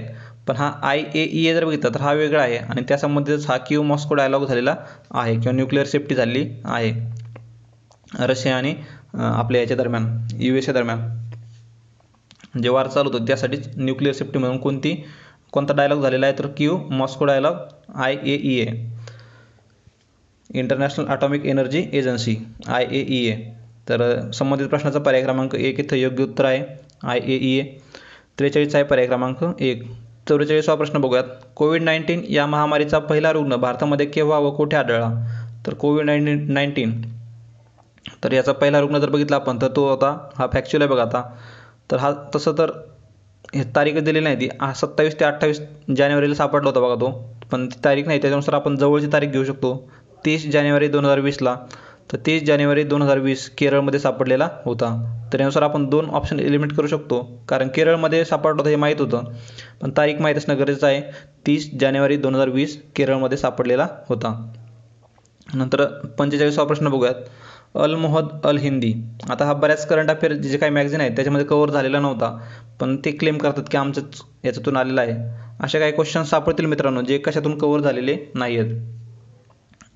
तर अल मोहद अल हिंदी तर बऱ्यापैकी तुमचा करंट अफेअरसाठी जर बघितलं तर परिक्रमावर तुम्ही विश्वास ठेवणं गरजेचं आहे, कारण ते असं मासिक आहे की बऱ्यापैकी क्वेश्चन हे तुमचे त्यातून कव्हर होतात म्हणजे होतातच. तर किंवा जे मासिक बाकीचे बनवतात तर त्याचाच एक आधार घेऊन ते मासिक बनवत असतात. तर परिक्रमाला तुम्ही फर्स्ट ऑप्शन ठेवू शकता करंट अफेअरसाठी. तर अल मोहद अल हिंदी हा पहिला नौदल सराव खालीलपैकी कोणत्या 2 देशांदरम्यान ऑगस्ट 2021मध्ये पार पडला? तर पहिला नौदल सराव आहे विचारणं साहजिकच होतं, तर तो होता भारत आणि Saudi Arabia. Bharat Saudi Arabia दरम्यान हा पहिला नौदल सराव पार पडलेला आहे. अल मोहद अल हिंदी रिपीट होऊ शकतो, पुन्हा नक्कीच पाठ करून ठेवणं गरजेचं आहे. नंतर 46वा प्रश्न बघूयात, 21 ग्रँड स्लॅम जेतेपदे जिंकणारा पहिला पुरुष टेनिस स्टार कोण होता? तर हे राफेल नदाल हे त्याचं योग्य उत्तर आहे. यांनी देखील नोवाक जोकोविच यांनी देखील 21 पदक जिंकलेली आहेत, पण आधी त्यांनी काय पहिला पुरुष जिंकलेला बघितलं तर राफेल नदाल हे आहेत, ते यांची जवळपास 22 पदकं झालेली आहेत. तर राफेल नदाल हे त्याचं योग्य उत्तर आहे. नंतर 47वा प्रश्न बघूयात, कोणत्या तंत्रज्ञान प्लॅटफॉर्मने जागरूक वोटर हे कॅम्पेन सुरू केलेलं आहे? जागरूक वोटर कोणी सुरू केलं आहे? तर असे कार्यक्रम करणारे एकतर फेसबुक असू शकतं किंवा ट्विटर असू शकतं. गुगल आणि मायक्रोसॉफ्टचा चान्सेस नाही आहे. तर हे काय ट्विटर आहे त्याचं योग्य उत्तर. तर जागरूक वोटर ही मोहीम किंवा हे कॅम्पेन ट्विटर या प्लॅटफॉर्मनं सुरू केलेलं आहे. तर 47च्या मध्ये आपल्याला पर्याय क्रमांक 3 इथं योग्य उत्तर. नंतर 48वा प्रश्न बघूयात, युद्ध काळात गाजविलेल्या असामान्य शौर्याबद्दल 2021मध्ये, आता 23चा पेपर आहे 2021चा प्रश्न विचारत आहे ते, असामान्य शौर्याबद्दल 2021मध्ये अशोक चक्र हा सन्मान यांना मरणोत्तर प्रदान करण्यात आला. तर अशोक चक्र कोणाला प्रदान करण्यात आला होता? तर हा रिपीटेड प्रश्न आहे बघा, 2022च्या प्रिलिम्समध्ये देखील हा प्रश्न विचारलेला आहे. तर ASI बाबूराम यांना हा अशोक चक्र हा सन्मान दिलेला आहे. PYQ मधला प्रश्न आहे बघा, ॲज इट इज रिपीट झालेला आहे. नंतर 2021-22 तर तसा तर हा प्रश्न कॅन्सल होणं गरजेचं होतं, कारण हे मराठीचे साहित्यिक नसून हे कोकणी साहित्यिक आहेत ते, आणि कोकणी साहित्यासाठी त्यांना पुरस्कार मिळालेला आहे. पण आयोगाने याचं योग्य उत्तर दिलेलं आहे दामोदर मावजो. प्रश्न बघूयात काय म्हणतोय. 2021-22चा ज्ञानपीठ पुरस्कार जिंकणारे मराठी साहित्यिक कोण होते? तर ते मराठी साहित्यिक कोण होते? तर दामोदर मावजो हे कोकणी साहित्यिक आहेत, पण आयोगाने उत्तर देताना त्याचं एक उत्तर दिलेलं आहे. 49 आहे 1. नंतर पुढील प्रश्नाकडे जाऊयात, जागतिक तंबाखू विरोधी दिन हे फॅक्च्युअल डेटा आहे, वाचनातला असेल तर उत्तमच, नसेल तर काय स्किप करण्यातला आहे. जागतिक तंबाखू विरोधी दिन पुरस्कार 2022साठी जागतिक आरोग्य संघटनेने WHOने कोणत्या भारतीय राज्याची निवड केली? हा तंबाखू विरोधी दिन कधी असतो? तर 30 मे किंवा 31 मे, कन्फर्म करून घ्या एकदा, ह्या दोन्हीपैकीच आहे बघा, मेमध्येच असतो तो. तर तंबाखू विरोधी दिन 2022साठी कोणत्या राज्याची निवड केलेली आहे? तर ती आहे झारखंड राज्याची निवड केलेली आहे. तर 50 त्यानुसार मिळतो आपल्याला पर्याय क्रमांक 4 इथं योग्य उत्तर. नंतर 51 प्रश्न बघूयात आपण आता. 51 प्रश्न बघूयात. महाधिवक्ता, आता हे महाधिवक्ता आणि आपला अटॉर्नी जनरल आणि ॲडव्होकेट जनरल ऑफ स्टेट याच्यावरती दरवर्षी आयोग प्रश्न विचारत आहे. दोन्ही देखील तुम्ही चांगलं उत्तमरित्या करून ठेवणं गरजेचं आहे. Advocate general of state AGS आणि अटॉर्नी जनरल AJ आणि AGS. तर याच्यामध्ये तुम्हाला थोडंसं कन्फ्युजन होऊ शकतं, घाईघाईत तुम्ही वाचू शकता तिथं. तर महाधिवक्ता तर राज्य संबंधित असणार आहे ते. तर महाधिवक्त्याबद्दल खालीलपैकी कोणती विधाने असत्य आहेत? वाचूयात. असत्य विचारलं हे लक्षात असू द्या. आपण महाधिवक्त्याची नियुक्ती भारताचे राष्ट्रपती करतात, चुकीचं आहे हे. राज्यपालांनी त्यांना संदर्भित केलेल्या आता अशा कायदेशीर बाबींवरती राज्य सरकारला सल्ला देतात, बरोबर आहे. राज्यपालांनी त्यांना नेमून दिलेल्या कायदेशीर, तर बरोबर आहे, कर्तव्य पार पाडतात. संविधान किंवा इतर कोणत्याही कायद्याने त्यांना दिलेली कार्ये ते पार पाडतात. संविधान किंवा इतर कोणत्याही कायद्याने त्यांना दिलेली कार्ये ते पार पाडतात, बरोबर आहे ते देखील. फक्त इथं राष्ट्रपती नसून ते राज्यपाल हवं होतं तिथं. त्यानुसार पर्याय क्रमांक 1 हा चुकीचा आहे आणि आपल्याला असत्य विचारलं आहे त्यांनी.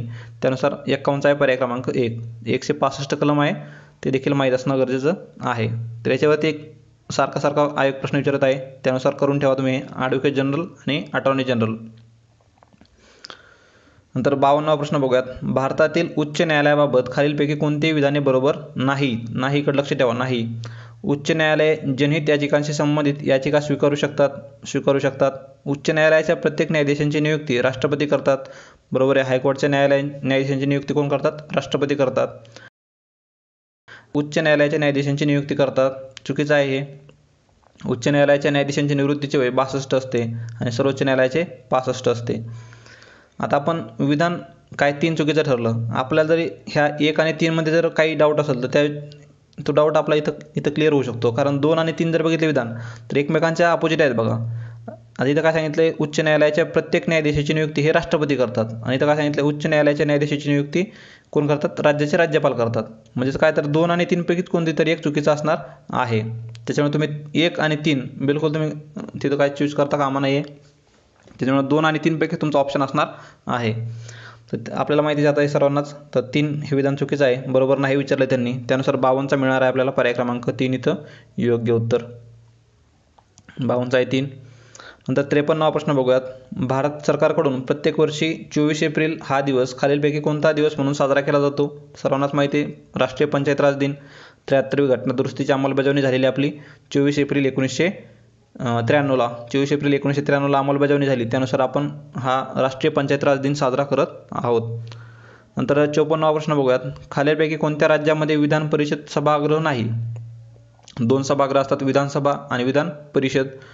तर विधानसभा सर्वच राज्यात असते, पण विधान परिषद ही काही स्पेसिफिक 6 राज्यामध्ये आहे. तर त्या संबंधीचा हा विधान परिषदेचा प्रश्न आहे. याच्यातील एक महत्त्वाचा कलम आहे बघा, 169 कलम, विधान परिषद स्थापन करणं किंवा ती बरखास्त करणं, महत्त्वाचा कलम आहे. आयोगाने याच्यावरती देखील प्रश्न विचारलेला आहे. तर सध्या जर बघितलं आपण तर बिहारमध्ये आहे, कर्नाटकमध्ये आहे, पण केरळ आणि राजस्थानमध्ये नाही आहे. त्यानुसार आपण नाही विचारले त्यांनी, म्हणजे क आणि ड पर्याय क्रमांक 2 इथं योग्य उत्तर आहे. बाकी कुठल्या राज्यामध्ये, अजून 4 राज्यामध्ये विधान परिषद आहे ते तुम्ही मला कमेंट्स बॉक्समध्ये कमेंट करा. नंतर 55 प्रश्न बघूयात. अचूक जोड्या लावा. बघूयात आता सर्वांनाच माहिती असेल 73वी घटना दुरुस्ती, त्रिस्तरीय पंचायत राज सुरू झाली. याच्यामध्ये त्रिस्तरीय पंचायत राज व्यवस्था म्हणजे ड साठी 2 बघा, ड साठी 2. तर 3 पर्यायामध्ये ड साठी 2 आहेत. 61वी घटना दुरुस्ती, मतदाराचं वय त्यांनी काय 21 वरून 18 वर्ष केलं 1989ला. तर अ साठी 3 कुठे आहे? तर अ साठी 3 एकाच ठिकाणी आहे, म्हणजेच पर्याय क्रमांक 2 इथं योग्य उत्तर मिळणार आहे आपल्याला. बाकीचे जर बघितलं आपण तर 44वी घटना दुरुस्ती, याच्यासाठी काय असणार आहे? तर राष्ट्रपती, उपराष्ट्रपती आणि पंतप्रधान यांच्या निवडणुकीविषयी वाद सर्वोच्च न्यायालय व उच्च न्यायालयात दाखल करता येऊ शकतात. ब साठी 4 आणि 41 मध्ये काय MPCचे जे सदस्य असतात तर त्यांचं वय काय केलं तर 60 वरून 62 वर्ष केलं होतं. तर ड साठी 1 म्हणजे ड साठी ड साठी 2, क साठी 1, म्हणजेच पर्याय क्रमांक 2 बरोबर आहे. 55 आहे पर्याय क्रमांक 2. महत्त्वाच्या घटना दुरुस्ती आहेत हे तुम्ही नक्कीच एका साईडला आपल्या नोटबुकमध्ये नोट करून ठेवणं गरजेचं आहे. आयोग याच्यावरती ह्याच घटना दुरुस्तीवरती वारंवार प्रश्न विचारत आहे. यासोबत अजून 42वी घटना दुरुस्ती महत्त्वाची आहे. तर 56वा प्रश्न बघूयात आता. तर याच्यामध्ये थोडंसं आयोगालाच कन्फ्युजन आहे. याच्या अगोदर आयोगाने उत्तर यापैकी नाही दिलं होतं आणि नंतर चेंज करून पुन्हा त्यांनी आय थिंक क हे उत्तर दिले आहे, फक्त क. तर बघूयात प्रश्न काय आहे. सरपंचाचे अधिकार आणि कर्तव्ये. पंचायत राज संबंधित आहे. सरपंचाचे अधिकार आणि कर्तव्ये याबाबत खालील विधाने विचारात घ्या. तर घेऊयात विचारात. ग्रामसभेत मंजूर झालेल्या ठरावांची अंमलबजावणी करणे हे त्याचं काम असतं, बरोबर आहे. ग्रामपंचायतीच्या मालकीची मालमत्तेचे संरक्षण करणे, बरोबर आहे. आणि ग्रामपंचायतीच्या क्षेत्रातील प्राथमिक शाळांवर देखरेख ठेवणे, तसं तर बरोबरच असणं अपेक्षित होतं, पण अयोग्य विचारलं त्यांनी इथं. तर आयोगाने अगोदर देताना यापैकी नाही म्हणजे सर्वच योग्य दिलं होतं, पण सेकंड कीमध्ये त्यांनी काय तर फक्त क 56चा त्यांनी काय पर्याय क्रमांक इथं 3 इथं योग्य दिलेला आहे. म्हणजे काय ते चुकीचं आहे म्हणता येते. प्राथमिक शाळावर देखरेख ठेवणे त्याचं कर्तव्य नाही आहे. तर म्हणजेच अ आणि ब बरोबर आहेत, क चुकीचं आहे. त्यानुसार आपल्याला अयोग्य विचारलं आहे त्यांनी, तर फक्त क हे इथं योग्य उत्तर असणार आहे. तर परत रिपीट जर झाला प्रश्न तर नक्कीच तुमचे पाठ असणं गरजेचं आहे. हा ग्रामपंचायतीतील क्षेत्रातील प्राथमिक शाळावर देखरेख ठेवणं हे त्याचं काम नाही आहे. नंतर 57वा प्रश्न बघूयात. खालीलपैकी कोण सरकारी आयोगाचे सदस्य नव्हते.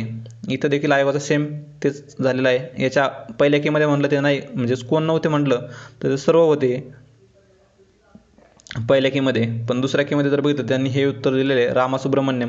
आणि यांचा रिपोर्ट जर बघितला आपण गव्हर्नमेंटचा रिपोर्ट, सरकारी कमिशनचा रिपोर्ट जर बघितला, त्याच्यामध्ये देखील या दोनच व्यक्तींची नावं आहेत, बी शिवरामन आणि डॉक्टर S.R. सेन. त्याच्यामध्ये रामासुब्रमण्यमचं नाव नाही आहे. त्यानुसार देखील आपण नव्हते म्हटल्यानंतर पर्याय क्रमांक 3 इथे योग्य असणं आपला अपेक्षित आहे.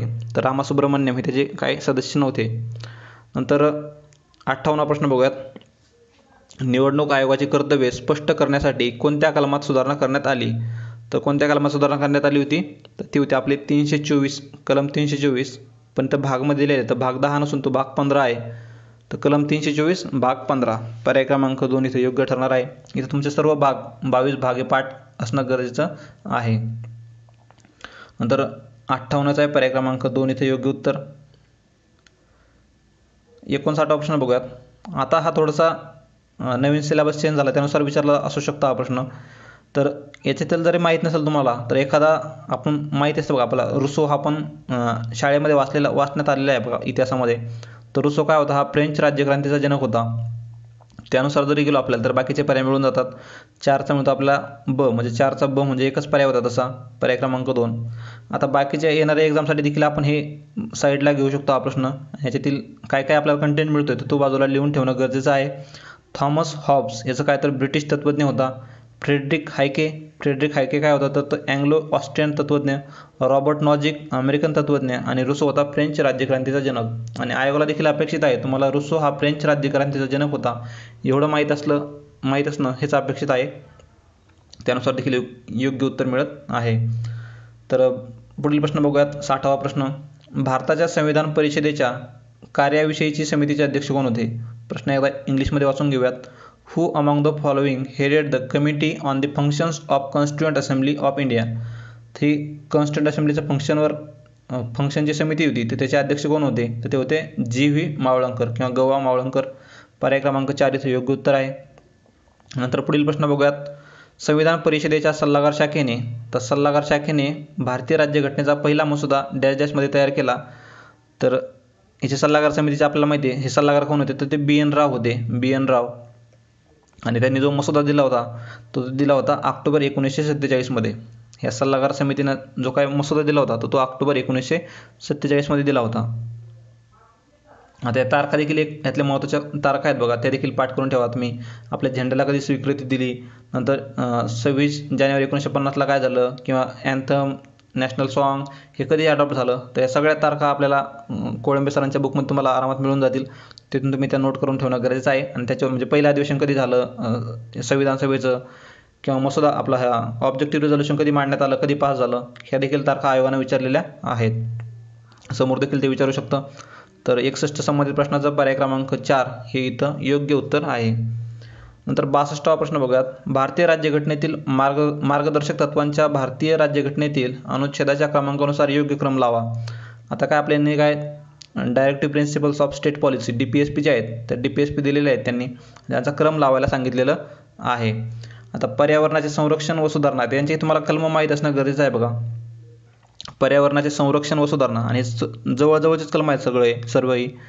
तर पर्यावरणाचे संरक्षण व सुधारणा बघितलं आपण तर 48A मध्ये दिसून येईल तुम्हाला. हे पर्यावरणाचे संरक्षण व सुधारणा 48A मध्ये 42व्या घटना दुरुस्तीने ॲड केलं होतं ते.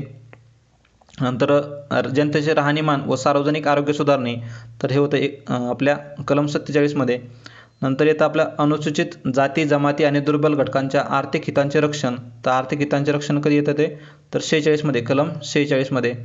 आणि सर्व नागरिकांसाठी समान नागरिक कायदा आपल्या कलम युनिफॉर्म सिव्हिल कोड कलम 44 मध्ये. त्यानुसार जर गेलो आपण तर उलट क्रम येतो बघा. DKBA म्हणजे पर्याय क्रमांक 3. 62 मिळतो आपल्याला पर्याय क्रमांक 3 इथं योग्य उत्तर.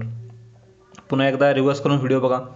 नंतर 63वा प्रश्न बघूयात. मॉन्टेग्यू चेम्सफोर्ड या नावाने ओळखला जाणारा भारतीय घटनात्मक सुधारणाविषयक अहवाल डॅश डॅश मध्ये प्रसिद्ध करण्यात आला. तर मॉन्टेग्यू चेम्सफोर्ड म्हणजे 1919चा कायदा आपला ह्यानुसार तयार झालेला आहे.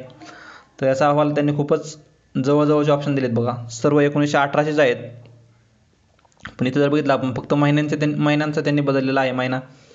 तर हे थोडंसं किचकट झालं असतं, तुका मारणं अपेक्षित आहे. लागला तर ठीक, नाहीतर स्किप करायचा. तर 63चा आपल्याला पर्याय क्रमांक 3 इथं योग्य उत्तर आहे बघा. जुलै 1918. तर अहवाल कधी दिला होता तर जुलै 1918 मध्ये अहवाल प्रसिद्ध करण्यात आला होता मॉन्टेग्यू चेम्सफोर्डचा. रिपीट झाला तर नोट करून ठेवा. नंतर 64वा प्रश्न बघूयात.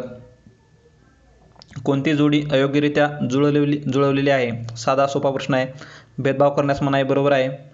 संमेलनाचा हक्क 19C मध्ये बरोबर आहे. नंतर क मध्ये काय जीवित संरक्षणाचा अधिकार 21 मध्ये पाहिजे, तिथं चुकून झालं ते, म्हणजे चूक दिले त्यांनी, क चुकीचा आहे. घटनात्मक उपायाचा अधिकार 32 आहे, म्हणजे कॉन्स्टिट्युशनल रेमेडीज, म्हणजेच क चुकीचा आहे. अ ब ड बरोबर आहेत. त्याने काय तर अयोग्यरित्या म्हणजेच काय पर्याय क्रमांक आपला क इथं योग्य उत्तर ठरणार आहे. तर हे 21 पाहिजे होतं. 20 मध्ये काय तर ते आपल्या अपराधाच्या संबंधित आहेत बघा. अपराधाबद्दल जे मला जे काय संरक्षण मिळतं त्या संबंधित आहेत. 64 मध्ये अपराधाबद्दलच्या दोषसिद्धीसाठी जे काय अधिकार आहेत तर ते 20 मध्ये दिलेले आहेत. तर त्यानुसार 64चा पर्याय क्रमांक 3 इथं योग्य उत्तर. नंतर 65वा प्रश्न बघूयात. समवर्ती सूचीमध्ये, आणि पॉलिटीचा हा लास्ट क्वेश्चन आहे, समवर्ती सूचीमध्ये खालीलपैकी कशाचा समावेश होत नाही. तर करारनाम्याचा समावेश होतो. करारनामे म्हणजेच कॉन्ट्रॅक्ट्स. नंतर जंगले म्हणजेच फॉरेस्ट, दिवाळखोरी आणि नादारी याचा देखील समावेश होतो. पण जकात म्हणजे आपला टोल जो असतो टोलचा समावेश या समवर्ती सूचीमध्ये होत नाही. त्याचा समावेश आपल्या राज्य सूचीमध्ये होतो, स्टेट लिस्टमध्ये होतो. त्यानुसार क चुकीचा आहे, म्हणजेच फक्त क हा आपला योग्य पर्याय ठरणार आहे. इथं काही तुम्हाला हे देखील दिलेले बघा महत्त्वाचे सब्जेक्ट, हे तुम्ही नोट करू शकता. नंतर पुढील प्रश्नाकडे जाऊयात. आता इथे काही सायन्सचे क्वेश्चन आहेत बघा. सायन्स थोडंसं टफ कॅटेगरीमध्ये त्यांनी विचारलेलं आहे. थोडेसे नीट आपल्या नीट किंवा CET लेवलचे क्वेश्चन त्यांनी विचारलेले आहेत या ठिकाणी. तर शैवाळ वर्गीकरणामध्ये किटोफेरोल्स हा गट खालीलपैकी कोणत्या वर्गामध्ये येतो. किटोफेरोल्स तर हे 11वी किंवा 12वीच्या स्टेट बोर्डमधलं आहे बघा. हे किटोफेरोल्स कशामध्ये येतं तर ते येतात आपले क्लोरोफायटा, ज्याच्यामध्ये काय तर एक प्रकारे फोटोसिंथेसिस होण्याची क्षमता आहे. तर अशा ह्याच्यामध्ये किटोफेरोल्स याचा समावेश होतो, क्लोरोफायटा. नंतर आहे 67वा प्रश्न. अति पाण्यामुळे वनस्पती मृत होतात कारण. आता आपण सगळे गावाकडचे त्यामुळे आपल्या सर्वांनाच माहीत असणार आहे. काय आपण एखाद्या झाडाला पाणी लागतं म्हणजेच काय तर त्या पाण्यामुळे मातीच्या सामूचे उदासीनीकरण होते, ते चुकीचं आहे. मुळे ऑक्सिजनापासून वंचित होतात, हे बरोबर आहे, त्यांना ऑक्सिजनच भेटत नाहीत. नंतर पाण्यामुळे मुळावरील परजीवींची वाढ होते, चुकीचं आहे. वनस्पतीच्या वाढीसाठी आवश्यक असलेली सर्व खनिजे पाण्यात नसतात, हे देखील चुकीचं आहे. त्यानुसार 67चा पर्याय क्रमांक 2 इथं योग्य उत्तर आहे. 67 आपण एखाद्या झाडाला पाणी लागतं म्हणजे काय तर त्याला खूप जास्त पाणी झालं तर ते झाड जळून जातं. तर 67 आहे पर्याय क्रमांक 2 इथं योग्य उत्तर. नंतर 68वा प्रश्न बघूयात. नायट्रोजन स्थिर करण्यासाठी खालीलपैकी कोणते शेवाळ जास्तीत जास्त उपयोगी आहे. तर त्याचं योग्य उत्तर आहे मिक्झोफायसी. 68 आहे पर्याय क्रमांक 2. मिक्झोफायसी. नंतर 69वा प्रश्न बघूयात, मिओसिसच्या टप्प्यांचे योग्य क्रम कोणता? आता इथं जरी तुम्हाला किती एक्सप्लेनेशन दिलं, किती प्रूफ जरी दिला, तर असे तुमचा क्रम हा पाठ होऊ शकतो का? तर या ठिकाणी तुम्ही काय ते तुमचं लॉजिक डेव्हलप करणं गरजेचं आहे, कारण या कॅटेगरीतले प्रश्न आयोग दरवर्षी विचारत आहे बघा सायन्समध्ये. असा काहीतरी एखाद्या क्रियेचा क्रम दिलेला असतो आणि त्यांचा योग्य क्रम लावायला सांगितलेला असतो. लेप्टोन, पॅचिटिन, झायगोटिन, डिप्लोटिन आणि डायकायनेसिस हे किती जरी पाठ करून ठेवलं तर तुमचा हा क्रम प्रत्येक रिॲक्शनचा पाठ करून तुमच्या लक्षात राहणं हे थोडंसं काय इलॉजिकल आहे ते. तरी आपण काय करायचं, या ऑप्शनसोबत खेळायचं. मग काय लेप्टोटिन बघा, लेप्टोटिन 3 ठिकाणी दिलेलं आहे, पण डायकायनेसिस एकाच ठिकाणी दिलं आहे. ह्याला बाजूला काढा लगेच. आणि बघा शेवटचं तरी बघायचं, डायकायनेसिस, झायगोटिन आणि डायकायनेसिस दोन एका ठिकाणी आहेत आणि हे दोन देखील काय सारखे दिसतात बघा. आणि 1 आणि 3ला जरी तुम्ही वाचलं तर बघा लेप्टोटिन, पॅचिटिन, लेप्टोटिन, झायगोटिन, फक्त त्यांनी काय तर दुसरा आणि तिसरा यांचं इंटरचेंज केलेलं आहे. बाकी सेम पर्याय आहेत सर्व, डिप्लोटिन, डायकायनेसिस. मग 1 आणि 3 पैकी तुम्ही कोणता एक मारू शकता. कारण काय, जो कोणी क्वेश्चन काढणार आहे त्याने काय अगोदर एक क्रम लावला असणार आहे त्याचा, 1, 2, 3, 4 आणि 5. आणि ऑप्शन तयार करताना काय केलं, मग 3च्या ठिकाणी 2 टाकला, 2च्या ठिकाणी 3, मग 4चं 3ला केलं असं. तर अशा प्रकारे ऑप्शन त्यांनी काय एक प्रकारे चेंज केलेले आहेत. तर हे लॉजिक लागू शकतं तिथं. 69चा आपण बघितलं तर पर्याय क्रमांक 3 हे त्याचं योग्य उत्तर दिलेलं आहे. तर 69चा आहे पर्याय क्रमांक 3. नंतर पुढील प्रश्न बघूयात, अँटीमनी संयुगे किंवा antimony compounds are recommended for the treatment of. आता एवढं कोण डिटेल अभ्यास करत असतं का सायन्समध्ये? MPSCसाठी तर नाही, हा नीट लेवलचा क्वेश्चन आहे बघा, थोडंसं हार्ड क्वेश्चन आहेत सायन्समध्ये.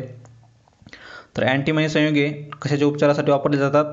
तर आपण जर बघितलं तर हे सिस्टोमियासिस हे एक स्किनचा डिसीज आहे बघा, हा सिस्टोमियासिस. तर त्यासाठी हे अँटीमनी हे कंपाऊंड वापरलं जातं, सिस्टोमियासिस. तर पुढील प्रश्न बघूयात आता 71वा, साधारणपणे पोरीफेरामध्ये गॅमेट कशामुळे तयार होतात? तर गॅमेट कशामुळे तयार होतात पोरीफेरामध्ये? तर ते होतात आपल्या आर्किओसाइट्समुळे गॅमेट्स तयार होतात, आर्किओसाइट्स. नंतर 72वा प्रश्न बघूयात, तापमानातील प्रत्येक 1 डिग्री सेल्सिअस वाढीसाठी हवेतील ध्वनीचा वेग डॅश सेंटीमीटर प्रति सेकंदने वाढतो. तर आपल्या बऱ्यापैकी वाचनात आहे, कुठलंही तुम्ही भस्के सरांचा जरी बुक वाचला असेल त्याच्यामध्ये देखील दिलेलं आहे. तर 1 डिग्री सेल्सिअसला आपल्याला माहिती आहे सर्वांना, 1 डिग्री सेल्सिअसला किती आपला वेग वाढतो? तो आपला 0.61 सेंटीमीटर. 1 डिग्रीसाठी किती? 0.61 मीटर पर सेकंद आहे तो, मीटर पर सेकंद. पण त्यांनी आपल्याला सेंटीमीटर पर सेकंद दिलेला आहे. तर आपण लगेच इथं क्लिक करू शकत होतो की 0.61, तिथं चुकलं असतं आपलं.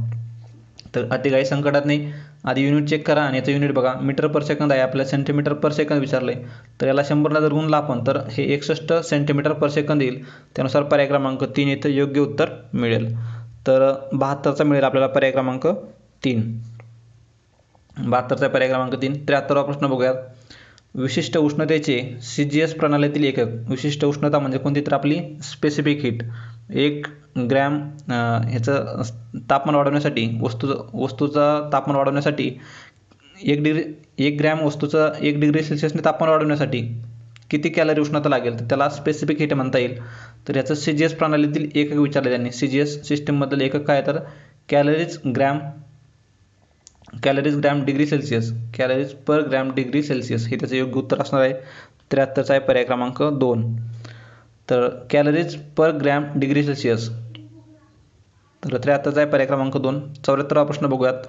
74वा प्रश्न कॅन्सल झालेला आहे मित्रांनो. इथं याचे बहुतेक 2 उत्तर येतात. विद्युतरोधकांत खर्च केलेली शक्ती कशाच्या प्रमाणात असते? The power expended by a current in a resistance is proportional to. याचा एक फॉर्म्युला आहे बघा, आपल्या सर्वच पुस्तकामध्ये मिळून जाईल तुम्हाला, P=VI. त्यानुसार जर आपण काढलं तर ते आता व्हीला रिप्लेस केलं तर व्ही मध्ये आपल्याला V=IR असतो. तर P काय होणार मग? I²R होईल, I²R.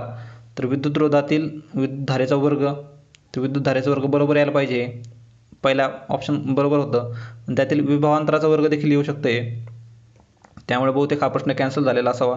तर 74वा प्रश्न हा कॅन्सल झालेला आहे, पण विधान 1 बरोबर असणं अपेक्षित होतं. तर 74वा प्रश्न कॅन्सल झालेला आहे. नंतर 75वा प्रश्न बघूयात, डांग्या खोकला हा आजार कोणत्या जीवाणूच्या संसर्गामुळे होतो? तर आपले इंद्रधनुष जी स्कीम आहे आपली त्यात 12 डिसीजेस आहेत बघा. तर त्या 12 डिसीजेसमध्ये देखील याचा समावेश आहे डांग्या खोकल्याचा.